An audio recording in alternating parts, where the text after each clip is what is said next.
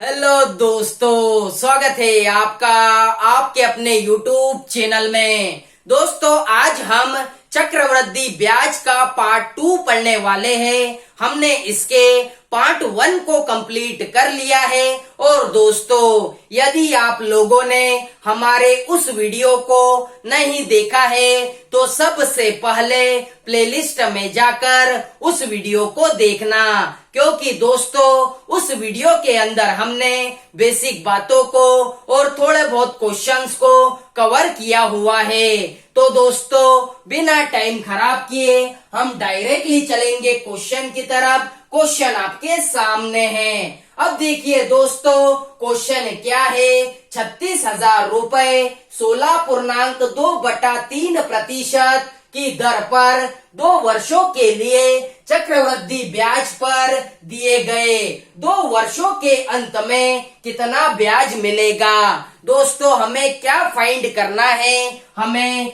चक्रवृद्धि ब्याज को फाइंड करना है। और दोस्तों, आपको एक बात पता होना चाहिए, डायरेक्टली चक्रवृद्धि ब्याज निकलकर नहीं आता। सबसे पहले हमें अमाउंट को फाइंड करना पड़ेगा। अब देखिए दोस्तों, हमारा फॉर्मूला क्या था?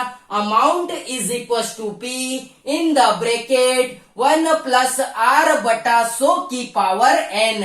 दोस्तों, रेट आपके पास कितनी है? तो रेट आपको दी गई है 16.2/3%। तो दोस्तों, सबसे पहले इसे साधारण भिन्न बनाइए। साधारण भिन्न बनाने के लिए हम क्या करेंगे? इस 3 का गुना 16 में किया 48 होता है। 48 में 2 को ऐड किया तो हम इसे 50/3% भी लिख सकते हैं। अब देखिए दोस्तों, हमें अमाउंट को फाइंड करना है। प्रिंसिपल आपके पास कितना है? 36,000 रुपए है।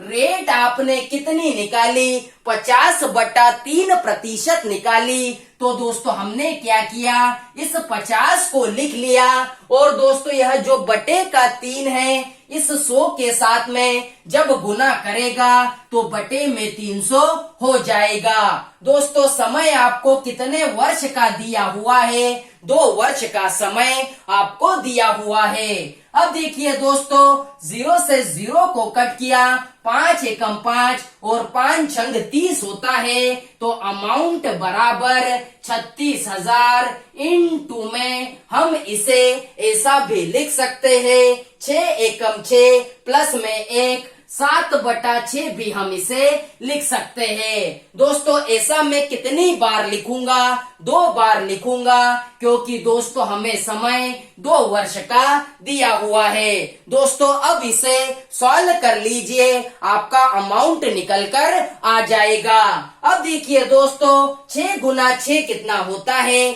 36 होता है। तो डायरेक्टली 36 से काट लेते हैं। तो 36 एकम 36 और 3 0 हमने लगा दिए। तो दोस्तों, यहाँ पर क्या बचा हुआ है? 1000 इंटू में 7 इंटू में 7। अब देखिए दोस्तों, 7 गुना में 7 49 होता है। 49 के अंदर 1000 का जब हम गुना कराएंगे तो दोस्तों हमारा अमाउंट 49,000 रुपए निकल कर आ जाएगा। लेकिन दोस्तों, हमें चक्रवृद्धि ब्याज को फाइंड करना था। तो हम क्या करेंगे? जो भी अमाउंट हमने निकाला है उसमें से हम प्रिंसिपल को माइनस कर देंगे। प्रिंसिपल हमारे पास में कितना है? 36,000 रुपए है। तो 49,000 में से 36,000 जब जाएंगे तो दोस्तों हमारा चक्रवृद्धि ब्याज कितना निकल कर आएगा? 13,000 रुपए निकल कर आ जाएगा। तो दोस्तों, आपका आंसर कितना है? 13,000 रुपए है। लेकिन दोस्तों, आप क्या करते हो? जब भी आपको 2 वर्ष का क्वेश्चन आता है तो दोस्तों आप इस रेशो मेथड से सॉल्व करते हो। जब भी 2 वर्ष का क्वेश्चन आता है तो 2:1 लिखकर सॉल्व करते हो, 3 वर्ष का क्वेश्चन आता है तो 3:3:1 लिखकर सॉल्व करते हो। लेकिन दोस्तों यह मेथड कहाँ तक अच्छी है जब आपको मूलधन 10,000, 20,000, 30,000 ऐसा दिया जाए और दोस्तों रेट जो है आपको 10%, 20% दी जाए। लेकिन दोस्तों यदि आपको रेट पूर्णांक में आ जाए तो दोस्तों आप इसे सॉल्व करने में फंस सकते हो। इसलिए कह रहा हूं दोस्तों आपको क्या करना है, फॉर्मूला मेथड का यूज करके सॉल्व करना है। अब हम चलते हैं हमारे अगले क्वेश्चन की तरफ। तो देखिए दोस्तों हमारा अगला क्वेश्चन, देखिए दोस्तों हमारा अगला क्वेश्चन 6,750 रुपए का 6.2/3% वार्षिक दर से 3 वर्ष का चक्रवृद्धि ब्याज ज्ञात कीजिए। दोस्तों हमें क्या फाइंड करना है, हमें चक्रवृद्धि ब्याज को फाइंड करना है। और दोस्तों डायरेक्टली चक्रवृद्धि ब्याज निकल कर नहीं आता, सबसे पहले हमें अमाउंट को फाइंड करना पड़ेगा। अब देखिए दोस्तों हमारा फॉर्मूला क्या था, amount is equal to P in the bracket 1 + r/100⁴n। दोस्तों रेट आपके पास कितनी है, 6.2/3%। तो दोस्तों सबसे पहले इसे साधारण भिन्न बनाइए। साधारण भिन्न बनाने के लिए हम क्या करेंगे, 3 का गुना 6 में किया 18 होता है, 18 में 2 को ऐड किया तो हम इसे 20/3% भी लिख सकते हैं। अब देखिए दोस्तों हमें अमाउंट को फाइंड करना है। प्रिंसिपल आपके पास कितना है, 6,750 रुपए है। रेट आपने कितनी निकाली, 20/3% निकाली। तो दोस्तों हमने इस 20 को लिख लिया और यह जो बटे का 3 है इस 100 के साथ गुना करेगा तो बटे में कितना हो जाएगा, 300 हो जाएगा। और दोस्तों समय आपको कितने वर्ष का दिया हुआ है, 3 वर्ष का समय आपको दिया हुआ है। अब देखिए दोस्तों 0 से 0 को कट किया, 2 एकम 2 और 2 से यह 15 बार कट जाता है। अब देखिए दोस्तों अमाउंट बराबर 6,750 गुणित, हम इसे ऐसा भी लिख सकते हैं 15 एकम 15 प्लस में 1 16/15 भी लिख सकते हैं। दोस्तों ऐसा मैं कितनी बार लिखूंगा, 3 बार लिखूंगा, क्योंकि दोस्तों समय हमें 3 वर्ष का दिया हुआ है। दोस्तों अब इसे सिंप्लीफाई कर लीजिए, आपका अमाउंट निकल कर आ जाएगा। अब देखिए दोस्तों 15 से काट लेते हैं, 15 एकम 15, 15 चौक 60 होता है, बचेगा 7, 15 पंजे 75 और ये 0। अब देखिए दोस्तों 15 एकम 15, 15 तिया 45 और ये 0। अब देखिए दोस्तों 15 एकम 15 और 15 दूना 30 होता है। अब देखिए दोस्तों यहाँ पर क्या बचा हुआ है, 16 गुणित 16 गुणित 16 गुणित 2। दोस्तों 16 का क्यूब कितना होता है, तो 16 का क्यूब 4096 होता है, लेकिन इसमें हमें 2 का गुना भी करवाना है। तो 4096 में जब आप 2 का गुना कराओगे तो दोस्तों आपका अमाउंट कितना निकलेगा, 8,192 रुपए निकलेगा। लेकिन दोस्तों हमें चक्रवृद्धि ब्याज को फाइंड करना था, तो दोस्तों हम क्या करेंगे, जो भी अमाउंट हमने निकाला है उसमें से प्रिंसिपल को माइनस कर देंगे। जैसे ही हम 8,192 में से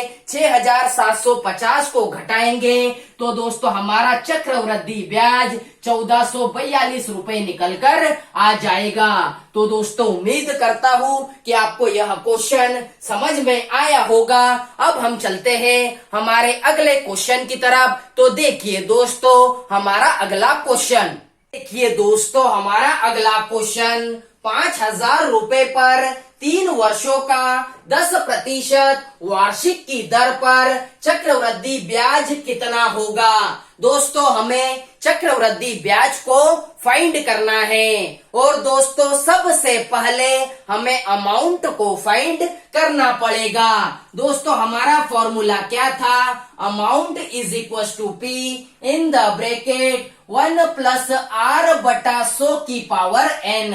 अब देखिए दोस्तों हमें अमाउंट को फाइंड करना है। प्रिंसिपल आपके पास कितना है, 5,000 है। रेट आपके पास कितनी है, 10% है। और दोस्तों समय आपके पास कितना है, 3 वर्ष का है। अब देखिए दोस्तों 0 से 0 को कट किया तो अमाउंट बराबर 5,000 गुणित, हम इसे ऐसा भी लिख सकते हैं 10 एकम 10 प्लस में 1 11/10 भी लिख सकते हैं। दोस्तों ऐसा मैं कितनी बार लिखूंगा, 3 बार लिखूंगा, क्योंकि दोस्तों हमें समय 3 वर्ष का दिया हुआ है। अब देखिए दोस्तों 3 0 से 3 0 को कट कर लिया तो दोस्तों यहाँ पर क्या बचा, 11 गुणित 11 गुणित 11 गुणित 5। अब देखिए दोस्तों 11 का क्यूब कितना होता है, तो 11 का क्यूब 1331 होता है। लेकिन दोस्तों इसमें हमें 5 का गुना भी करवाना है। अब देखिए दोस्तों 1331 का गुना जैसे ही आप 5 में कराओगे तो दोस्तों 6,655 रुपए आपका अमाउंट निकल कर आ जाएगा। लेकिन दोस्तों हमें चक्रवृद्धि ब्याज को फाइंड करना है, तो दोस्तों जो भी अमाउंट आपने निकाला है उसमें से प्रिंसिपल को माइनस कर देना है। प्रिंसिपल आपके पास कितना है, 5,000 है। जैसे ही 6,655 में से 5,000 जाएंगे तो दोस्तों आपका चक्रवृद्धि ब्याज 1,655 रुपए निकल कर आ जाएगा। तो दोस्तों उम्मीद करता हूँ कि आपको 3 वर्ष का क्वेश्चन भी यदि आता है तो आप उसे इजीली सॉल्व कर लोगे। और दोस्तों आपको एक बात याद रखना है, केवल 2 वर्ष के और 3 वर्ष के क्वेश्चन 95% पूछे जाते हैं एग्जाम में। तो दोस्तों अब हम चलते हैं हमारे अगले क्वेश्चन की तरफ। तो देखिए दोस्तों हमारा अगला क्वेश्चन, देखिए दोस्तों हमारा अगला क्वेश्चन 18,000 रुपए का 10% वार्षिक दर से 3 वर्ष में प्राप्त होने वाला चक्रवृद्धि ब्याज कितना होगा। दोस्तों हमें चक्रवृद्धि ब्याज को फाइंड करना है। अब देखिए दोस्तों हमारा फॉर्मूला क्या था, amount is equal to P in the bracket 1 plus r बटा 100 की पावर n। अब देखिए दोस्तों डायरेक्टली चक्रवृद्धि ब्याज निकल कर नहीं आता, सबसे पहले अमाउंट को फाइंड करना पड़ता है। अब देखिए दोस्तों हमें अमाउंट को फाइंड करना है। प्रिंसिपल आपके पास कितना है, 18,000 रुपए है। रेट आपको कितनी दी गई है, 10% दी गई है। समय आपके पास में कितने वर्ष का है, 3 वर्ष का है। अब देखिए दोस्तों 0 से 0 को कट किया तो अमाउंट बराबर 18,000 इंटू में हम इसे ऐसा भी लिख सकते हैं 10 एकम 10 प्लस में 1 11/10 भी लिख सकते हैं। ऐसा मैं कितनी बार लिखूंगा, 3 बार लिखूंगा, क्योंकि दोस्तों हमें समय 3 वर्ष का दिया हुआ है। दोस्तों अब इसे सॉल्व कर लीजिए, आपका अमाउंट निकल कर आ जाएगा। अब देखिए दोस्तों 3 0 से 3 0 को कट किया तो दोस्तों यहाँ पर क्या बचा, तो दोस्तों यहाँ पर बचा हुआ है 11 इंटू 11 इंटू 11 इंटू 18। अब देखिए दोस्तों 11 का क्यूब कितना होता है,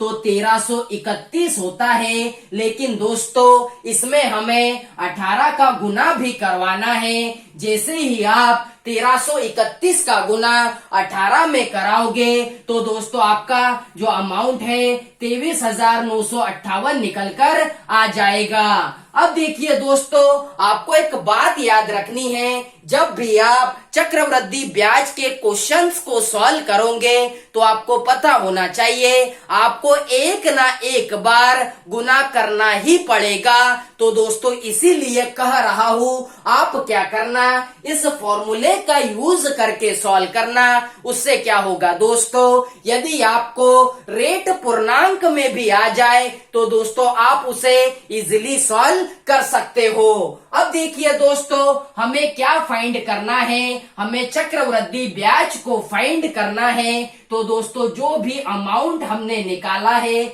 उसमें से प्रिंसिपल को माइनस कर देंगे तो प्रिंसिपल हमारे पास कितना है, 18,000 है। जैसे ही 23,958 में से 18,000 जाएंगे तो दोस्तों आपका चक्रवृद्धि ब्याज 5,958 रुपए निकलकर आ जाएगा।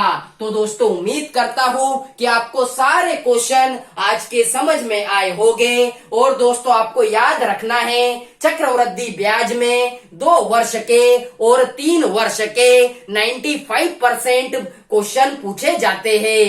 तो दोस्तों आज के वीडियो को बस यही तक रखते हैं। यदि आप लोगों को हमारा यह वीडियो अच्छा लगा हो तो वीडियो को ज्यादा से ज्यादा लाइक कीजिए, शेयर कीजिए, सब्सक्राइब कीजिए और हाँ बेल आइकन को जरूर दबाएं, जिससे कि हमारे आने वाले वीडियोस आपको प्रॉपर वे में मिल सके। जय हिंद।